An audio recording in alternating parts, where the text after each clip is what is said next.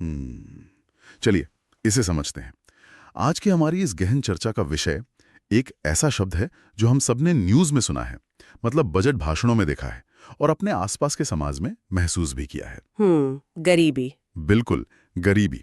वैसे तो ये प्रतियोगी परीक्षाओं की तैयारी कर रहे छात्रों के लिए है, लेकिन आज हमारा मिशन सिर्फ परीक्षा के लिए तथ्य रटना नहीं है। बिल्कुल नहीं, क्योंकि ये विषय हम सबके जीवन से जुड़ा है। हाँ, तो हम ये डिकोड करने वाले हैं कि गरीबी असल में है क्या ये सिर्फ जेब में पैसे ना होने का नाम है? और सबसे दिलचस्प बात, भारत में 1868 से लेकर आज तक इसे मापने का जो इतिहास रहा है वो किसी रोलर कोस्टर राइड से कम नहीं है। विकसित हुई है। लेक्चर की शुरुआत में ही ये स्पष्ट किया गया है कि 21वीं सदी में गरीबी की परिभाषा पूरी तरह बदल चुकी है। मतलब अब वो सिर्फ पुरानी फिल्मों वाला डायलॉग नहीं रहा। हाँ, एक समय था जब हम सिर्फ रोटी, कपड़ा और मकान, बस इन्हीं की बात करते थे। लेकिन आज के दौर में बुनियादी जरूरतों में 6 मुख्य चीजें शामिल हो गई हैं। भोजन, वस्त्र और आवास तो है ही। हाँ, और उनके साथ शिक्षा, स्वास्थ्य और एक गरिमापूर्ण जीवन। अगर इनमें से किसी एक की भी कमी है तो स्थिति काफी चिंताजनक है। और इसी संदर्भ में लेक्चर में अर्थशास्त्री रैग्नर नर्कसे के एक बहुत ही प्रभावशाली सिद्धांत का जिक्र किया गया है, गरीबी का दुष्चक्र, यानी विशियस सर्कल ऑफ पॉवर्टी। बहुत ही गहरी बात कही थी उन्होंने। हाँ, उनका सीधा सा कहना था कि कोई व्यक्ति गरीब है क्योंकि वो गरीब है। पहली बार सुनने में ये किसी पहेली जैसा लगता है ना? बिल्कुल पहेली लगता है, लेकिन अगर हम इसे थोड़ा खोल कर देखें तो ये एक भयानक लूप है। मतलब अगर किसी के पास पैसा नहीं है तो वो अच्छा खाना नहीं खा पाएगा, कुपोषण की वजह से वो बीमार पड़ेगा, और बीमार होने के कारण वो काम नहीं कर पाएगा। एकदम सही। और काम ना करने की वजह से उसके पास फिर से पैसा नहीं होगा। ये एक ऐसा जाल है जो बस पीढ़ियों तक चलता रहता है। सटीक विश्लेषण है। ये सिर्फ अर्थशास्त्र नहीं, बल्कि मानवीय मनोविज्ञान और सामाजिक वास्तविकता का मिलाजुला रूप है। इसी कड़ी में अमर्त्य सेन के विचार भी सामने रखे गए हैं लेक्चर में। अमर्त्य सेन का नजरिया तो हमेशा से काफी अलग रहा है। बिल्कुल। उनका मानना है कि गरीबी सिर्फ पैसों की कमी नहीं है, बल्कि ये असल में क्षमताओं का अभाव है, लैक ऑफ कैपेबिलिटीज। लेक्चर में इसे बहुत ही दिलचस्प तरीके से समझाया गया है। पैसे को 21वीं सदी के अमृत का नाम दिया गया है। अमृत? ये तुलना काफी रोचक है ना? अगर आपके पास क्षमता या हुनर नहीं है तो आप वो अमृत यानी धन नहीं कमा सकते, और अगर धन नहीं है तो आप अच्छी शिक्षा या स्वास्थ्य के जरिए वो क्षमता विकसित भी नहीं कर सकते। ये तो फिर से उसी दुष्चक्र की ओर इशारा कर रहा है। हाँ, क्षमताओं के इसी अभाव को जमीनी स्तर पे समझने के लिए लेक्चर हमें गरीबी के 2 मुख्य प्रकारों की ओर ले जाता है, निरपेक्ष यानी एब्सोल्यूट और सापेक्ष यानी रिलेटिव गरीबी। अगर हम इसे रोजमर्रा के नजरिए से देखें, हाँ, तो जब किसी के पास जीवन जीने के लिए बुनियादी जरूरतें ही ना हो, मतलब अगले वक्त की रोटी का जुगाड़ ना हो, सिर पर छत ना हो, तो उसे निरपेक्ष गरीबी कहा जाता है। सही कहा। भारत जैसे विकासशील देशों में हम मुख्य रूप से इसी निरपेक्ष गरीबी से लड़ रहे हैं। जब हम बिलो पॉवर्टी लाइन या बीपीएल कार्ड्स की बात करते हैं तो वो इसी को मापने का एक तरीका है। यहाँ कोई किसी से अपनी तुलना नहीं कर रहा है, यहाँ पहली और इकलौती लड़ाई सिर्फ जिंदा रहने की है। एकदम सच है। लेकिन जब हम विकसित देशों की तरफ देखते हैं तो वहाँ कहानी थोड़ी अलग हो जाती है। वहाँ सापेक्ष गरीबी का कॉन्सेप्ट लागू होता है। मतलब रिलेटिव पॉवर्टी। हाँ, सापेक्ष गरीबी में लोगों के पास रोटी, कपड़ा, मकान जैसी बुनियादी चीजें तो मौजूद होती हैं, लेकिन समाज में आय को लेकर, मतलब इनकम को लेकर बहुत भारी असमानता पाई जाती है। जैसे मान लीजिए एक व्यक्ति के पास सामान्य कार है और दूसरे के पास प्राइवेट जेट है। बिल्कुल सही उदाहरण है। बुनियादी जरूरतें दोनों की पूरी हो रही हैं, लेकिन आय का जो अंतर है वो सापेक्ष गरीबी को जन्म देता है।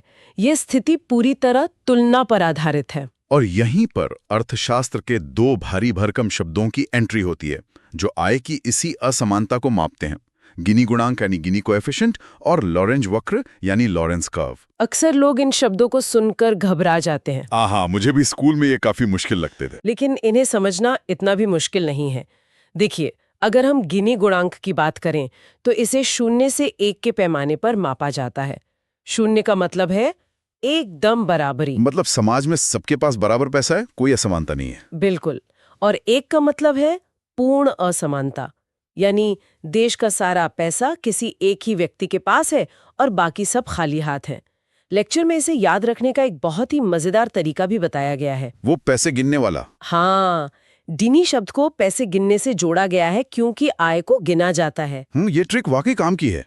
और इसी तरह लॉरेंज वक्र में जो लो धोनी है उसे लो इनकम या कम आय से जुड़कर आय की असमानता के ग्राफ को याद रखने का सुझाव दिया गया है, जो कि काफी स्मार्ट है। हाँ, लॉरेंज वक्र असल में ग्राफिकल तरीका है ये दिखाने का कि किसी देश की कितनी प्रतिशत आबादी के पास देश की कितनी प्रतिशत संपत्ति है। खैर, ये तो हो गई सिद्धांतों की बात।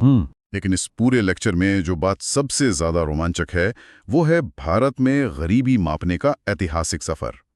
ये किसी जासूसी कहानी की तरह लगता है कि आखिर हम ये तय कैसे करें कि गरीब कौन है। और इस कहानी की शुरुआत होती है 1868 में दादा भाई नौरोजी से, जिन्हें grand old man of India भी कहा जाता है। अच्छा, 1868 मतलब ब्रिटिश राज अपने चरम पर था। जरा उस दौर की कल्पना कीजिए। किसी भारतीय ने पहली बार वैज्ञानिक और सांख्यिकी तरीके से ये तय करने की कोशिश की कि भारत में गरीबी का स्तर आखिर है क्या। नौरोजी ने पहली बार भारत में गरीबी का मापदंड तय किया। और वो आंकड़ा क्या था? वो आंकड़ा था 16 रुपए से 35 रुपए प्रति व्यक्ति प्रति वर्ष। रुकिए, एक साल के 16 से 35 रुपए? हाँ, एक पूरे साल के। अगर आज के हिसाब से देखें तो 16 रुपए में तो शायद शहर में एक कप अच्छी चाय भी ना मिले।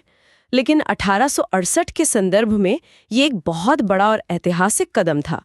किसी ने कम से कम एक लाइन तो खींची। बिल्कुल। और दादा भाई नौरोजी का ये योगदान सिर्फ एक आंकड़े तक सीमित नहीं था। उनकी प्रसिद्ध पुस्तक poverty and un British rule in India में इस बात का गहराई से विश्लेषण किया गया था कि भारत आखिर इतना गरीब हो क्यों रहा है। उन्होंने वो ड्रेन थ्योरी का सिद्धांत दिया था ना? हाँ, ड्रेन थ्योरी। लेक्चर में इस ऐतिहासिक सिद्धांत को आज के ब्रेन ड्रेन के उदाहरण से बहुत ही सटीक रूप से जोड़ा गया है। समझ गया। जैसे आज हमारे सबसे होनहार इंजीनियर या डॉक्टर बेहतर अफसरों के लिए विदेशों में चले जाते हैं, जिससे देश की बौद्धिक संपदा का नुकसान होता है, जिसे हम ब्रेन ड्रेन कहते हैं। ठीक उसी तरह उस दौर में ब्रिटिश शासन भारत के प्राकृतिक और आर्थिक संसाधनों को व्यवस्थित रूप से ड्रेन करके यानी सोख कर ब्रिटेन ले जा रहा था। मतलब भारत का कच्चा माल कौड़ियों के भाव बाहर जाता था और वहां से बना हुआ महंगा सामान वापस भारत में बेचा जाता था। बिल्कुल, इस तरह भारत की पूरी अर्थव्यवस्था को खोखला किया जा रहा था। इस ड्रेन थ्योरी के बाद ऐतिहासिक सफर में अगला बड़ा पड़ाव 1938 में आता है, जब राष्ट्रीय योजना समिति का गठन हुआ। ये वही समिति है ना जिसका गठन सुभाष चंद्र बोस ने किया था और जिसके अध्यक्ष पंडित जवाहरलाल नेहरू थे। हाँ, वही। और इस समिति की सबसे बड़ी खासियत ये थी कि इसने गरीबी मापने के लिए केवल आय को आधार नहीं माना। तो फिर क्या आधार था? पहली बार पोषण यानी न्यूट्रिशन की बात की गई। उन्होंने ये सोचना शुरू किया कि क्या लोगों को पर्याप्त खाना मिल पा रहा है। इसके बाद 1944 में बॉम्बे प्लान आया, जिसमें इस न्यूनतम आय सीमा को बढ़ाकर 75 रुपए प्रति व्यक्ति प्रति वर्ष तय किया गया। तो आजादी से पहले का ये सफर हमें दिखाता है कि कैसे धीरे धीरे हमारी सोच सिर्फ पैसों से हटकर पोषण की ओर जा रही थी। सही बात है। लेकिन आजादी के बाद असली खेल शुरू होता है। जब भारत ने खुद अपनी नीतियां बनानी शुरू की तो दृष्टिकोण पूरी तरह से वैज्ञानिक होने लगा। 1971 में एक बहुत बड़ा बदलाव आया, वीएम दांडेकर और एन रथ फॉर्मूले के साथ। हाँ, लेक्चर के अनुसार ये पहली बार था जब एकदम वैज्ञानिक तरीके से उपभोग व्यय मतलब कंजम्पशन एक्सपेंडिचर के आधार पर आंकलन किया गया। और यहीं पर कैलोरी वाला कॉन्सेप्ट मुख्य धारा में आया। दांडेकर और रथ ने नेशनल स्टैटिस्टिकल सर्वे के डेटा का उपयोग किया और सिफारिश की कि ग्रामीण और शहरी दोनों ही क्षेत्रों में प्रति व्यक्ति कम से कम 2250 कैलोरी का भोजन मिलना जरूरी है। 2250 कैलोरी? हाँ, उनका गणित सीधा था। अगर कोई व्यक्ति इतना भोजन प्राप्त करने लायक खर्च नहीं कर पा रहा है तो वो गरीब माना जाएगा। ये पहली बार था जब व्यय आधारित फॉर्मूला यानी एक्सपेंडिचर बेस्ड फॉर्मूला आधिकारिक तौर पर सामने आया। लेकिन एक मिनट, दांडेकर और रथ ने कैलोरी तो तय कर दी, पर क्या महंगाई कभी एक जैसी रहती है? 70 के दशक की महंगाई ने तो इस फिक्स फॉर्मूले को पूरी तरह हिलाकर रख दिया होगा। बिल्कुल हिलाया था। अगर 1971 में 2250 कैलोरी 10 रुपए में आ रही थी तो 1979 में तो वो कहीं ज्यादा महंगी हो गई होगी। और इसी समस्या को सुलझाने के लिए 1979 में वाई के अलग समिति की एंट्री होती है। उन्होंने कहा कि भाई चीजों के दाम लगातार बढ़ रहे हैं, तो हमें महंगाई यानी मुद्रास्फीति को भी इस गणित में शामिल करना होगा। इन्फ्लेशन को जोड़ना तो बहुत जरूरी था। हाँ, तो उन्होंने दांडेकर रथ के फॉर्मूले को आधार बनाया, लेकिन उसमें महंगाई भत्ते को जोड़ दिया ताकि गरीबी रेखा समय के साथ प्रासंगिक बनी रहे। ये तो बहुत लॉजिकल है। लेकिन भारत जैसे विशाल देश में एक और समस्या है। मुंबई में रहने वाले एक इंसान का खर्च और बिहार के किसी दूर दराज गांव में रहने वाले इंसान का खर्च एक जैसा कैसे हो सकता है? दोनों जगह महंगाई का स्तर अलग है, जीवन शैली अलग है। एकदम। तो इस विविधता को कैसे मापा गया? यही वो अहम बात थी जिसे 1989 में लकड़वाला समिति ने पकड़ा। इस समिति ने एक बहुत ही महत्वपूर्ण सच्चाई को स्वीकार किया कि भारत विविधताओं का देश है। तो क्या उन्होंने पूरे देश के लिए एक लाइन हटा दी? हाँ, उन्होंने कहा कि पूरे देश के लिए एक ही निर्धनता रेखा तय करना बेमानी होगा। इस समिति ने सिफारिश की कि प्रत्येक राज्य के लिए अलग-अलग गरीबी रेखा होनी चाहिए। तो उन्होंने इसे मापा कैसे? क्या हर राज्य के लिए अलग सर्वे किया? नहीं, उन्होंने एक बहुत ही स्मार्ट तरीका निकाला। उन्होंने ग्रामीण क्षेत्रों के लिए कृषि श्रमिकों के उपभोक्ता मूल्य सूचकांक को आधार बनाया, जिसे CPI फॉर एग्रीकल्चरल लेबरर्स कहते हैं। अच्छा, और शहरों के लिए? शहरों के लिए औद्योगिक श्रमिकों के उपभोक्ता मूल्य सूचकांक यानी CPI फॉर इंडस्ट्रियल वर्कर्स को चुना। समझ गया, क्योंकि गांव में ज्यादातर लोग खेती से जुड़े मजदूर होते हैं और शहरों में फैक्ट्रियों या उद्योगों से जुड़े। बिल्कुल। इस तरह लक्कड़वाला समिति ने राज्यवार और क्षेत्रवार गरीबी मापने की एक बहुत ही व्यावहारिक नींव रखी। ये सफर वाकई दिलचस्प है। लेकिन अगर हम आज के आधुनिक युग की बात करें तो हम गरीबी को कैसे देखते हैं? लेक्चर में दो बहुत ही प्रमुख और चर्चित आधुनिक समितियों की रिपोर्ट पर काफी समय दिया गया है। हाँ, 2009 की सुरेश तेंदुलकर समिति और 2012 की सी रंगराजन समिति। इन दोनों के बीच जो विवाद या अंतर था वो ये समझने के लिए काफी है कि डेटा कैसे पूरी तस्वीर बदल सकता है। बिल्कुल बदल सकता है। तेंदुलकर समिति ने गरीबी मापने के लिए मुख्य रूप से प्रति व्यक्ति मासिक खर्च को अपना आधार बनाया। उन्होंने पोषण या कैलोरी वाले पुराने मॉडल से थोड़ा किनारा कर लिया और सिर्फ खर्च पर ध्यान केंद्रित किया। और उनके आंकड़े क्या थे? मुझे याद आ रहा है कि इस पर काफी बवाल हुआ था। हाँ, उनके अनुसार अगर ग्रामीण क्षेत्र में कोई व्यक्ति महीने में 816 रुपए और शहरी क्षेत्र में 1000 रुपए खर्च कर पा रहा है तो वो गरीबी रेखा से ऊपर है। एक इंसान का ठीक से पेट भी नहीं भर सकता, ये तो बहुत ही कम है। यही तो सबसे बड़ा विवाद था। जब ये आंकड़े सार्वजनिक हुए तो मीडिया और समाज में काफी बहस हुई। लोगों का यही सवाल था कि क्या 27 या 33 रुपए रोजाना खर्च करने वाला व्यक्ति सच में अमीर हो गया है? लाजमी सा सवाल है। लेकिन इसी फॉर्मूले के आधार पर जब 2011 और 12 के आंकड़े निकाले गए तो देश में गरीबी दर 21.9% सामने आई। यानी कागजों पर गरीबी काफी कम हो गई थी। लेकिन जमीनी हकीकत तो कुछ और ही कह रही थी। शायद इसीलिए सरकार को इस फॉर्मूले पर पुनर्विचार करना पड़ा। एकदम सही पकड़ा आपने। और इसीलिए 2012 में सी रंगराजन समिति का गठन किया गया। रंगराजन समिति का नजरिया तेंदुलकर समिति से काफी अलग था। उन्होंने क्या बदलाव किए? तो उन्होंने कहा कि हम सिर्फ खर्च को पैमाना नहीं मान सकते, हमें पुराने दौर के पोषण वाले पहलू को मजबूती से वापस लाना होगा। उन्होंने स्पष्ट किया कि खर्च के साथ साथ कैलोरी और प्रोटीन की मात्रा को भी ध्यान में रखना अनिवार्य है। तो उन्होंने इस नई सीमा को कहाँ तय किया? रंगराजन समिति ने गरीबी रेखा की सीमा को बढ़ा दिया। उन्होंने इसे ग्रामीण क्षेत्र के लिए 972 रुपए और शहरी क्षेत्र के लिए 1407 रुपए मासिक कर दिया। और इसका नतीजा क्या हुआ? गरीबी दर पर क्या असर पड़ा? नतीजा ये हुआ कि उसी 2011-12 के समय के लिए गरीबी दर 21.9% से उछलकर सीधे 29.5% हो गई। बाप रे! जरा सोचिए, सिर्फ पैमाना बदलने से लगभग 1/3 आबादी गरीबी रेखा के नीचे आ गई। बिल्कुल, ये दिखाता है कि सांख्यिकी कितनी शक्तिशाली और कभी-कभी कितनी भ्रामक हो सकती है। लेक्चर में एक और वैज्ञानिक तथ्य बताया गया है जो रंगराजन समिति से जुड़ा है।